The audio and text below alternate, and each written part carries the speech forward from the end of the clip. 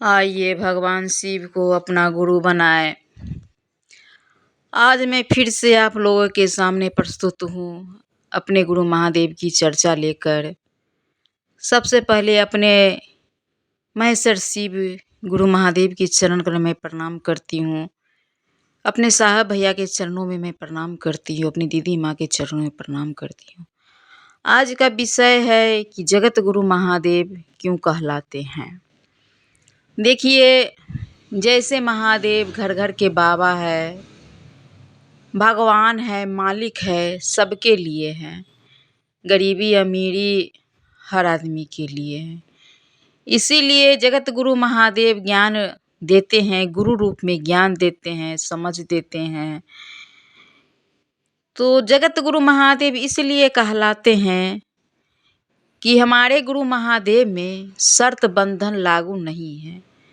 कहने का तात्पर्य है कि न इनमें खान पान का वर्जित है, न पहनावा ओढ़ावा का वर्जित है, न जाति प्रथा का वर्जित है। जो भी व्यक्ति जिस भी वर्ण का हो, जो भी खाते हो, जो भी पीते हो, जिस भी जाति का हो, सब कोई अपना शिष्य भाव अपने गुरु महादेव को दे सकते हैं, उनका शिष्य बन सकते हैं। इसमें कोई शर्त बंधन लागू नहीं है जगत गुरु महादेव में।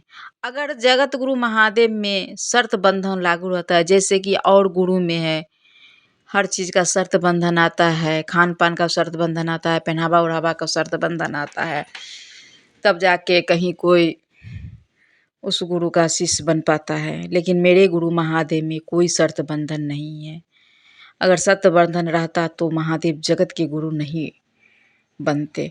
तो बाबा रूप में सब जानते हैं, भगवान रूप में सब जानते हैं, गुरु रूप में किसी ने नहीं जाना कि वही शिव जो बाबा है, जो भोला बाबा है, जो भगवान है, जो सबका मालिक है, वही शिव गुरु रूप में ज्ञान भी देते हैं। तो इसीलिए साहब भैया ने कहा कि उनको गुरु भी बनाइए, उनको गुरु भी बनाइए और गुरु रूप में ज्ञान लीजिए। बाबा के रूप में तो उनका सब कुछ लेबे करते हैं, बाबा के रूप में तो वो सब कुछ देबे करते हैं और गुरु रूप में वो ज्ञान भी देंगे। इसलिए गुरु बनाइए। तो गुरु बनाने के लिए साहब भैया ने कहा हम सबों को, तो उनमें कुछ कहा नहीं, कुछ करने के लिए साहब भैया कहा ही नहीं, न कुछ छोड़ने के लिए अलग से कहा, न कुछ अलग से पकड़ने के लिए कहा, कुछ कहा ही नहीं। सिर्फ 3 सूत्र बताए कि 3 सूत्र सीढ़ी दिए, 3 सूत्र सीढ़ी कहिए, 3 सूत्र विधा कहिए, 3 विषय कहिए या 3 अध्याय कहिए, जो कहना है कहिए।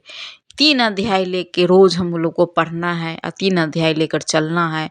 इसी में समझ आ जाएगा कि शिव गुरु है कि नहीं है।